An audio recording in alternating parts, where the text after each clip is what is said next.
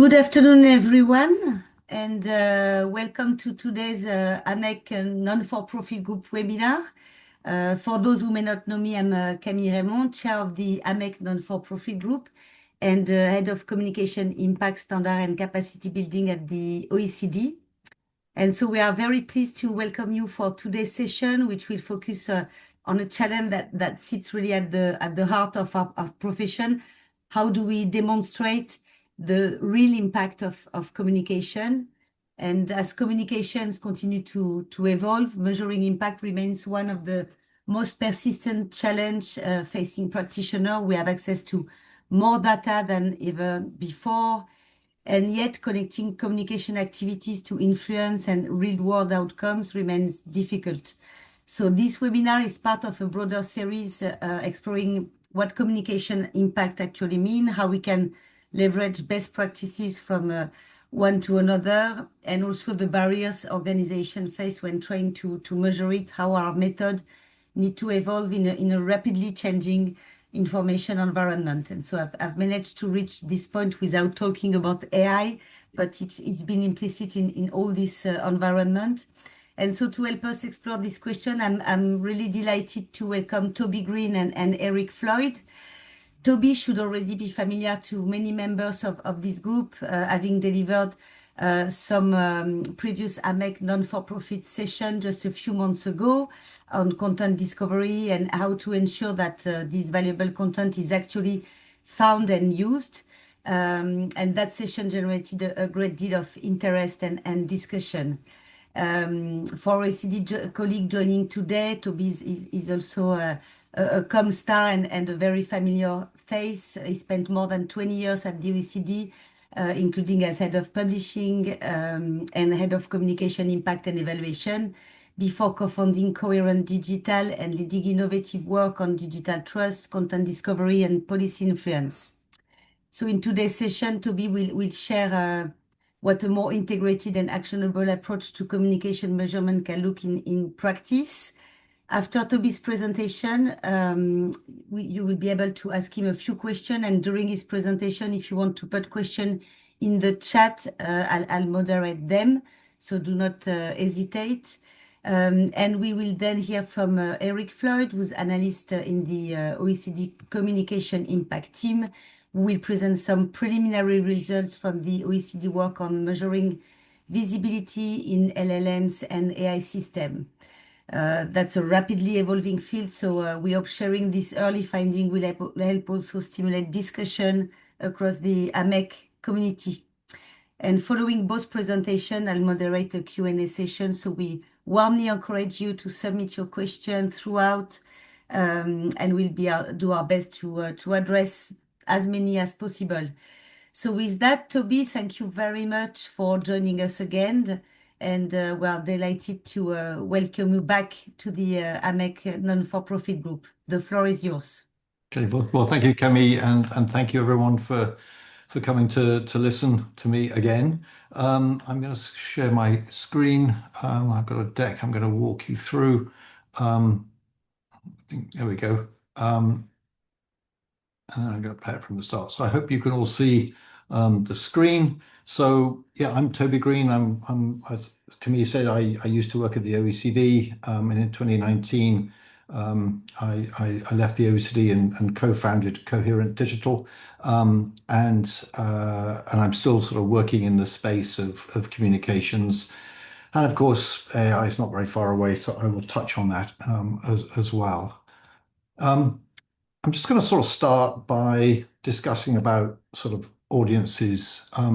Well, indeed, are they audiences or are they, in fact, influence systems? And sort of thinking about the different influence sets out there. There are the journalists who broadcast your message to mainstream media. There's all that sort of agenda setting that they do. Then there's the whole world of social influence with social media and the influencers there and the public at large share messages to broader audience. So that's all about conversations and influencing. Then there's the scholarly influence set where scholars build your messages into research papers. It's the whole concept of standing on the shoulders of giants.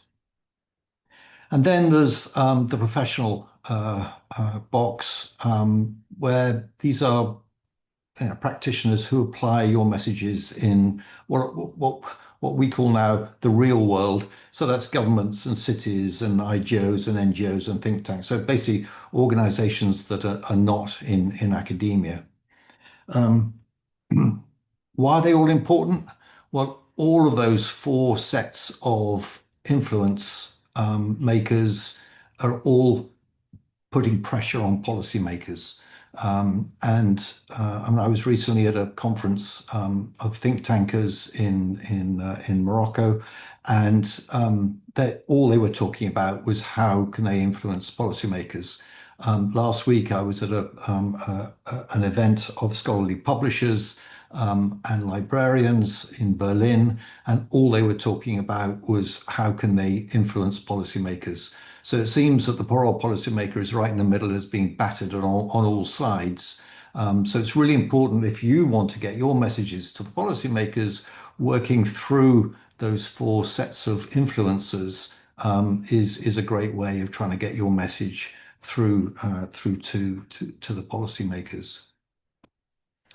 Now, of course, traditionally, and I'm really talking here quite a long time ago, comms teams, you want attention with what we could call human readable trust signals, which is essentially your brand, your logos, the publications you put out.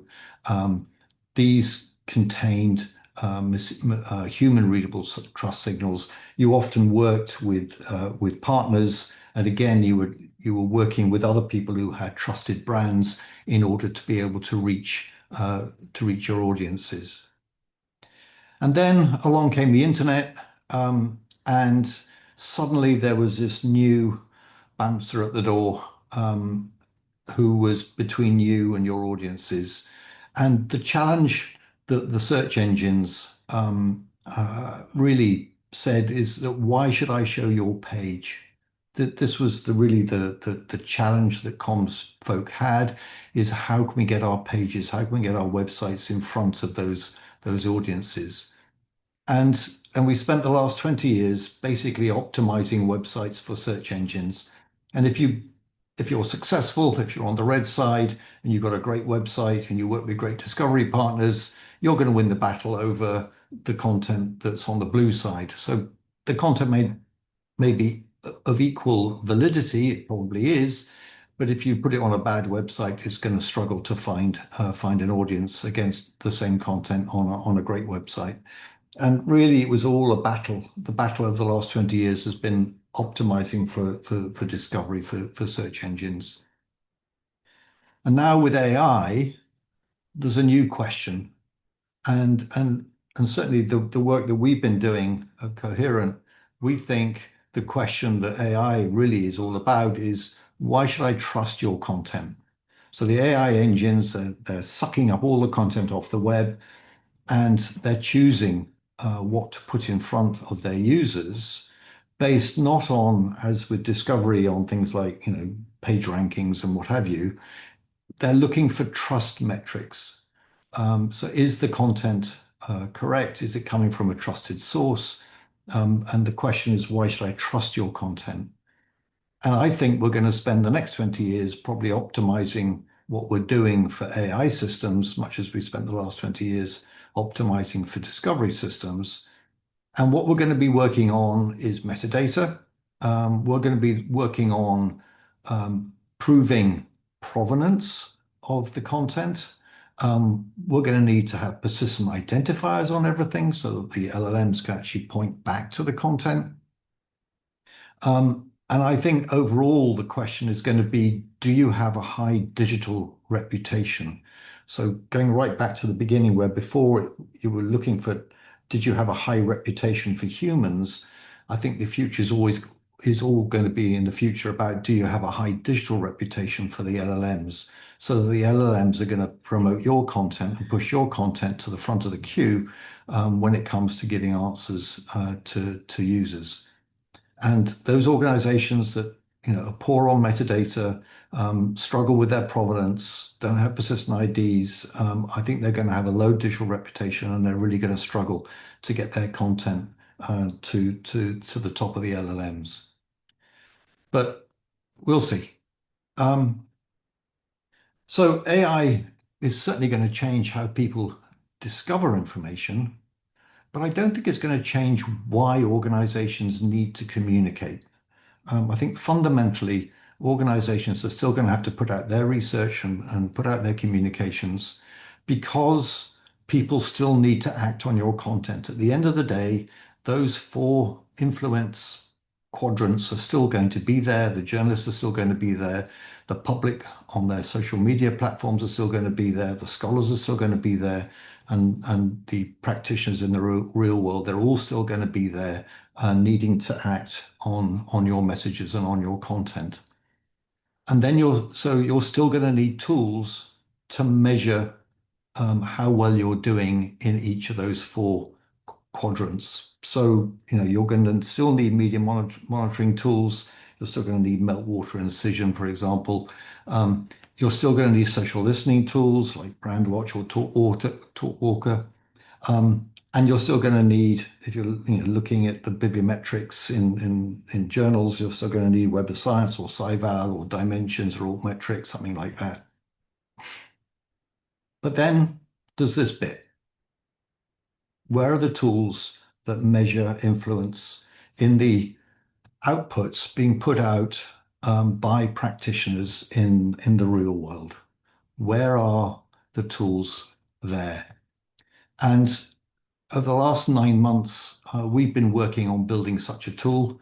It's called Coherent Impact, and it's still in beta, but I'm going to show you very quickly what it can do. So I'm just going to go now on live, and I hope now you can see the Coherent Impact web tool.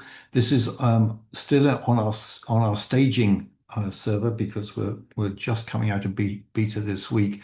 So you may or may not get the same numbers. But let me just tell you what's behind this. What we've done is that we've aggregated 50 million items of content put out by governments, by cities, by international organizations, by NGOs, by hospitals, by companies. So basically all the real world organizations. So we've got 50 million items, and we're adding to it all the time, from about 40,000 organizations around the world. And at the moment, what we've done in this first phase is that we've gone to look at all the journal content being put out by scholars, and we're looking to see where those journals are being cited or mentioned in this real world content. Now, the reason why we started with journals is because, if you just go back to what I was saying about the need for persistent identifiers, all journal articles have a persistent identifier, a thing called a DOI. And because they've got that, it's relatively easy for us to be able to track the citations in all of the real world content being put out by governments and IGOs and NGOs and so on. So there's a database called OpenAlex. It's got all the journal articles in it, and we've basically been mapping all the content, millions and millions of articles in OpenAlex against our corpus. And we haven't managed to do all 50 million of our items so far. We've done about 15 million. So we're about a third of the way, a bit more than a third of the way through to process all this content. But I'm just going to show you very quickly what it can do. So if I go in and I look for the World Bank, now the reason why I'm looking for the World Bank is because it's an international organization, and unusually for an international organization, it allows its staff to publish in journals. So what we're looking here is at where World Bank staff are publishing the journal and where those journal articles are being cited in real world publications. So you can see so far we've identified 7,300 World Bank journal articles. They've received nearly 63,000 citations from 2,600 different policy and practice organizations in 151 countries. I can pretty much guarantee the World Bank has no idea about this because up till now there's been no tool that will show them this. Understandably, here we have a breakdown of the organization types. Understandably, international organizations come at the top, followed by research centers and NGOs and governments and higher education institutions and think tanks, all the way down to patient groups. So Toby, these, sorry for interrupting. I think the screen isn't moving. the screen isn't moving. What can you see at the moment? Only the landing page of the tool. Only the landing page. All right, maybe I'll I stop think we're still on sharing. the slide instead of the. Okay, let me stop sharing and I'll go to, that's you. Let me go here. Thanks, Stefano. Is that better? You can now see World Bank? Yep. Yep, great, cool. So this is showing the World Bank. So as I mentioned, all their works in all these policy and practice publications. And here's the breakdown showing the types of organizations in which their works are being cited. We can then start diving in. Now, they're actually citing their own stuff quite a lot, which doesn't really surprise me. That's a very common habit. But this is also showing some of the other organizations that are citing their works. This gives a graph showing the timeline of the citations. And then we can start looking in at the topics, so we can start breaking down which areas, unsurprisingly, most of it's in the social sciences, but we can dive down and we can look into economics. This is interesting. This is breaking down the data by the SDGs. So it shows that most of the World Bank citation is in the no poverty SDG. Well, then under decent work, I think comes second and partnerships. But again, it just shows we can now break down the data by SDG. We can show it by country. So you can see that their works are being cited in a lot of countries, but not very often in Africa. And then we can even dive in and look at individual papers. So this was a paper published by an author at the World Bank. It was published in the Review of Economics and Statistics. One of these two characters will be at the World Bank. Looks like it's this guy. Art Cray was at the World Bank. And this is showing where that paper is being published in real world publications. So the first one is an NBER working paper. The next one is from the International Monetary Fund. The World Bank itself has published it in one of their reports. The Peterson Institute for International Economics, it's a think tank in Washington. They've published it. They've cited the paper and so on. And where you see the yellow, you can see this is the context where that paper is being published. Now you can explore. We've got tools here that allow you to dig in, and so you can really begin to explore the data. And this is basically the first tool on the market that shows where publications are being cited in real world content. Now, I can imagine you're thinking it's great, but we don't publish journals. We are working on that. By the end of the year, we should be in a position where we can start to show where international organization and think tank and NGO publications are being cited by other NGO and IGO and think tank publications. So we'll be able to show where reports are being cited. It's going to be messy because of the lack of persistent identifiers in this content, but we're going to start to do our best to show this. And so that it means that people will be able to begin to have a tool alongside the existing set of tools to be able to measure impact in real world publications. We developed this with a bunch of partners, one of which was Griffith University in Australia.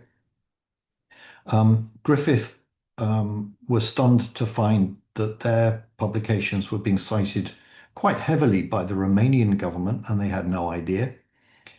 But more interestingly, they had a close partnership with a local hospital, and or at least they thought they did, until they discovered that the local hospital wasn't citing their works at all, but another hospital nearby was citing their works.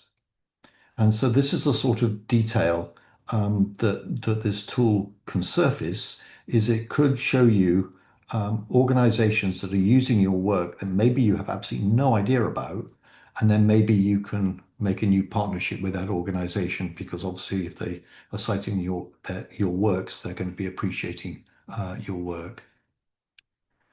So I'll just go back to the presentation.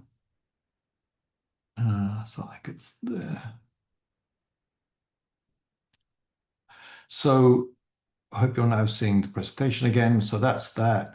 So in conclusion, we don't think the next decade won't be won by organizations that have the best human trust signals. Your brand is probably going to be diluted a bit, or the best SEO is going to be won by organizations that makes trust easiest for machines to verify. And at the bottom there, you'll see a logo for something called the Trustmark Initiative. This is another new initiative that we're developing alongside with Coherent Impact.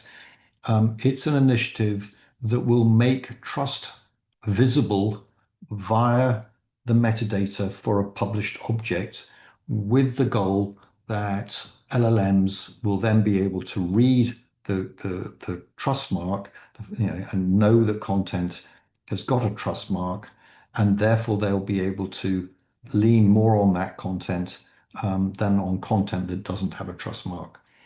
So I'm not going to dive into trust marks now. Happy to answer any questions. There's a link there to the website if you want to go and have a look at it. So I'll stop there and be very happy to take any questions. Thank you.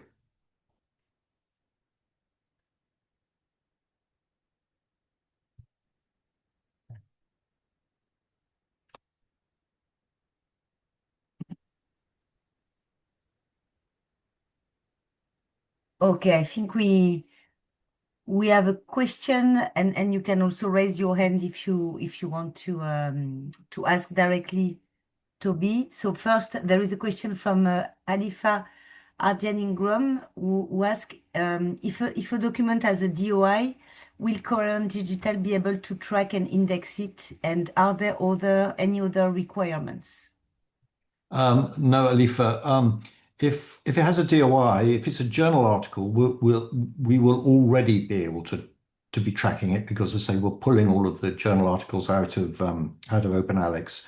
If you're referring to a report, maybe you're at the OEC, I don't know where you are, but if you're one of the international organizations or one of the think tanks that are issuing DOIs, then we will be able to pick that up in our second phase, and we'll start to do that work in the fourth quarter this year.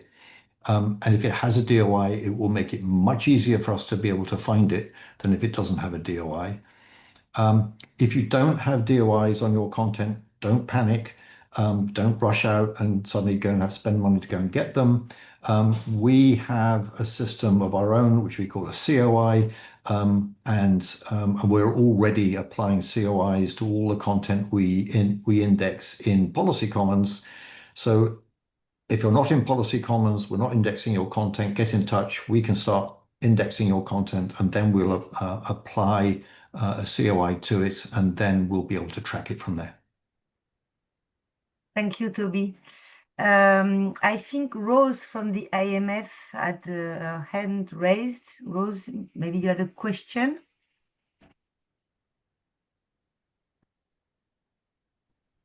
Can you hear me? Yeah, I think you can hear me. Yes. Yeah, so thank you so much for showing this. I think this is fascinating. Also, of course, we're interested in the IMF specifically. We have been doing some work on this front as well, but always good to kind of reflect that and see what you're seeing. One question I had, so you talked about the different audiences, and we actually call them policy shapers within the IMF because they're influencing the policy makers. But what we're interested is how, so you now have covered the scholarly audiences, but are you also having plans to include media and social media audiences? Because that's really where it becomes very hard with the attribution. How can you really map, for instance, that somebody is speaking about your publication because more than often they don't use the link or they don't use even the name of the author. So do you have plans in the works for that? And can you talk a little bit more about that?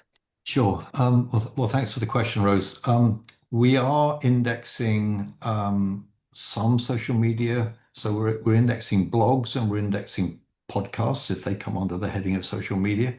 And we already have a tool that we call mentions that is looking for mentions of names of both individuals and organizations. And so we can surface. So if, for example, the IMF is being mentioned in a podcast, we can surface that and tell you which podcast is being mentioned in. So we can already do that. We have no plans to start mining in things like Blue Sky or X or Facebook or any of those sort of more traditional social media channels, partly because others already do it, and partly also because it actually would be incredibly expensive for us to do that. I mean, to get access to the Twitter fire hose or the X fire hose is fiendishly expensive now. So we're going to focus on what we do best and what we know, which is mining the reports, the papers, the other documents, the podcasts, the blogs that are being put out by what we call real world organizations. And we're going to mine that for both citations to publications, but also we're mining it for mentions. So if, for example, an expert from the IMF is mentioned in a government document because he or she is on a committee or something, we will be able to surface that via our mentions tool. Makes sense. Thank you. Thank you, Toby. And maybe a last question before we move on with Eric's presentation. A question from Jocelyn Pierre, who asks, do you have indicator to measure the trustworthiness of a content or of a source? And would these indicators be different for a source, like a brand, and a content, a specific web page? Okay, Justin, I don't know whether you're looking or referring to our new Trustmark initiative. We're certainly not measuring trust in coherent impact. We're just simply measuring whether or not someone appears in that content or not. With the Trustmark initiative, we are setting up a system that will recognize existing trust standards that are out there. We want to make the existing trust elements visible. I'll give you an example. Everyone knows that if you get published in a leading journal, a scholarly journal, that article has been peer reviewed.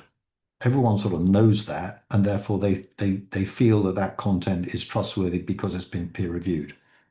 What people don't know is the report put out by, say, Chatham House, one of the major think tanks, that also will have been peer reviewed using a process that is almost identical to that used by a journal, but no one knows because it's a report. It's therefore thought to be by people untrustworthy because it hasn't been checked, when in fact it has been checked. And of course, the international organizations, their works before they get published go through committees, they go through all sorts of hoops before they get put out. And again, no one knows that unless you're close to the organization. And it's all these processes we want to make visible through the trust mark so that everyone, any item that has a trust mark on it, people are going to know that it's been through some kind of review process. And if you want to discover what that review process is, you simply click on the trust mark It'll bring up a certificate, and the certificate will lead you to the process and describe to you the process that backs that particular item. So that's what we're trying to do. So I hope that answers your question. Yes, thank you, Toby, and we also have some thank you from several attendees on the presentation. And maybe now we can move to Eric's presentation on preliminary findings, and we can have question at the end of those two presentations. Eric, I give you the floor.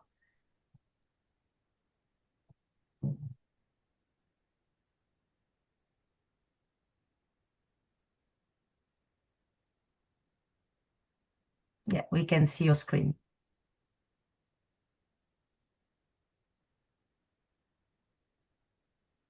I don't think we hear you.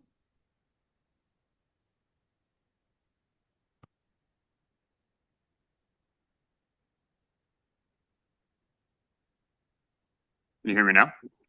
Yes, thank you. Amazing. Thank you for letting me know. Appreciate it. Okay, we can get started. Here at the OECD, we have noticed a couple the same trends that the rest of the world has been seeing of late around AI and visibility. And so we have started to see these same trends permeate on our key content channels. So our first signal last year was that our publications became downloaded by LLM bots more than humans for the first time. We can see that happening around April of 2025 and continuing throughout the rest of the year. And so this became an indicator of a shift in how our content was being consumed, not just by people visiting our website or downloading our content via Google search or previously normal means. It appeared that LLMs were starting to be a larger and larger consumer of our content. We also saw this start to appear in how many users were navigating to our website, oec.org, from LLMs. Last year, we observed that 8% of our total traffic arrived from LLMs. And given the volume of sessions and an estimated click-through rate of 0.6% on these channels, we estimate that there were roughly 600 million OECD citations across these platforms throughout the year. Thus far in 2026, we have seen the percentage of our traffic increase to about 10% through the first half of the year. So this is continuing to scale. People are continuing to use these platforms to find their content. And what we're finding about this audience is that they're highly engaged. In 2025, users that arrived via LLM spent the most time of any other content, any other source on our pages and our content, our publications. So they were spending the most amount of time. The amount of users is increasing. And so we're trying to understand more about this audience, maybe about how we're appearing, because it's also clear that our key stakeholders, our key audience, which is researchers, are adapting AI and LLMs into their workflows. As according to some external research, about 58% of researchers are using AI for their work purposes. So like Toby was talking about, this is going to be really important for how people are accessing our content. And it was important for us on the measurement side. I guess I could have led with that. I'm Eric Floyd, and I work on the impact team here at the OECD. That's an important piece of information. I'm sorry I didn't lead with that. So I'm on the team that is starting to analyze and measure how we appear on these platforms. So I wanted to walk through today about how we have started to do that. So we understand the audience that we're starting to talk to and how they're interacting with our content, but we also want to understand how we appear, how the OECD is represented. So we've identified 3 different measures of LLM visibility for the OECD. We have mentions, so that's how often the OECD appears in prompt responses. We have citations, which we have equated to further authority on the subject, but these also allow the users to leave the platform and access the content directly on OECD.org. And then the last measure here, which is currently a gap in our measurement and reporting, is the accuracy, which is a risk and an opportunity in the sense that we need to understand more about how our message is being pulled through on these platforms, and not just our message, but also our data. And how is that represented? Is it accurate to what we are trying to communicate? Is it both an accurate representation? But I will touch on that a bit more in a moment. So a little bit about how we approach this measurement. So these tools that we've been using, we've tested 3 or 4 different tools in our time through the beginning of the year. And each of these tools requires prompts, and they run prompts either daily or weekly through 4 or 5 different LLMs, and then provide analytics on the outcomes. But so where do these prompts come from? So we took 2 different approaches so far this year. First, we have organization-defined prompts. So as an organization, we have 33 different policy areas that we want to be visible on, that we produce content for. And so we took each of those policy areas and we're like, okay, how do we develop 33 different sets of prompts? And we figured out that that doesn't make sense to create 33 different sets of prompts. Instead, we came up with a prompt framework that identified we set up 7 prompts for each policy area as a test. The first 3 were generic, such as provide the latest data on X. So provide the latest data on climate change, or provide the latest data on economy, GDP, you name it. So that was the first 3 prompts. For the next 4 prompts each, we used LLMs to take on the persona of a policymaker and ask them to design 4 more granular questions on this policy area.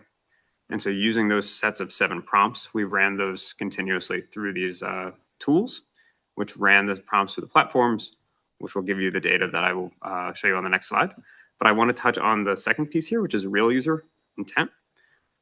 We have a team at the OECD that runs they collect all of our data, and they have a different website where they host all of our data and data sets. And they essentially created an AI search tool, bought an AI search tool that allowed for the AI to be trained only on this data explorer data. And what they did is they opened it for about 1 month to their users, researchers, and then collected roughly 4,000 prompts in that time that showed how users were actually searching for our data. And we were able to take those prompts and take a sample of them and test them in these same tools. And while we've been able to do both, I'm not sure that real user prompts are necessarily necessary in the grand scheme, because at the end of the day, the tools are based on intent. They're really looking at the keywords, and they fan out further than just typical traditional SEO search. So I think there's a mix between the 2 that we can use. But looking back at those organization-defined prompts, I want to give you a preview of what that data started to look like. We're able to see that 44% of ChatGPT answers on the prompts that we designed mention the OECD. Now, we also understand that these prompts are biased towards the OECD. We are more likely to show up in them than not. They're focused on the areas that we produce content in. But it gives us a great starting point in understanding where we might have some gaps in terms of visibility. So Google AI overviews, trying to understand why those numbers are a bit lower, perplexity, and what's happening on those platforms. Gemini is an interesting case that we've come to learn cites the least number of links in every one of its responses. It's about 2 to 1 or 3 to 1 in terms of citations on ChatGPT to every citation that appears on Gemini. So it's actually harder for us to be cited on Gemini, which speaks again to what Toby was touching on in terms of trust and building that trust in your content, which is part of the strategy that we're starting to think about. And then I also had mentioned the data piece of our project and understanding the accuracy. So I just want to walk you through an example of what we have seen in interacting with these tools and asking it for our own data. And so in this case, we asked ChatGPT, can you give us data for the incidence of involuntary part-time work for Nordic countries, which is a verbatim prompt that was asked by one of our users on our data platform. And the prompt response was great. We're mentioned immediately. You can see the OECD is in the first line of text. We are cited right underneath the table. It provides links directly to our Data Explorer dataset. It's very good news. However, we followed up and asked, where did you get the figures for your table? Because when you click that dataset, those are not the numbers that appear. And when challenged, ChatGPT told us that it should be transparent that the figures were not directly extracted from the OECD Data Explorer dataset. So this is a challenge for us because accuracy is the name of the game, especially when it comes to data and statistics. And having these slightly different figures being presented as OECD metrics and data presents a trust issue, a potential risk for the organization. So all of this to wrap up quickly here, we have transformed into a KPI framework that we're going to start reporting on in the second half of the year. We've identified the availability of different metrics, such as LLM bot traffic to OECD.org, which we are able to track by using our logs, our web logs, as well as connecting our Cloudflare instance to a couple of different tools that we're testing. LLM bots downloading our OECD publications, also using those same logs. Share of voice is available through the tools.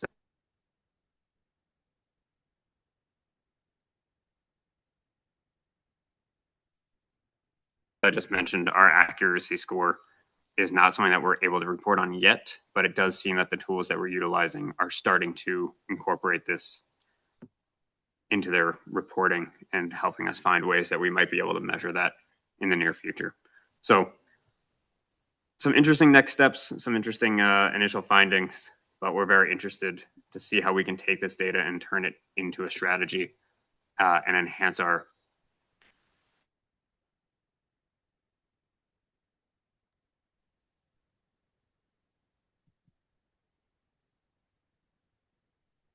Thank you. Thanks a lot. So again, we'll open the floor for potential questions. You can either write or ask them directly. Maybe Eric, I can ask a question. You talk about mention, citation, and accuracy as the three pillars of AI. I would say visibility and impact. How should organizations prioritize between them and measure them when resources are limited and they have sometimes no additional budget to track this? So how would you prioritize and which advice would you give to someone with an ISO budget to track all of that? Sure. Really good question on how we might prioritize here. I believe that the most impactful of the three metrics that we touched on is largely, for me, it's citations. It's how easily can users get from their search to your content. It's the same as appearing highly on web. So I think I would prioritize the citations. I understand that there might be some appetite for prioritizing accuracy because of controlling for risk. But if the goal is to drive users to our content, which as of the moment is still the name of the game, I think that those citations and being visible with your mentions would be the priority. However, on a low budget or on a limited budget, I can also understand that it might be more difficult to collect some of those figures.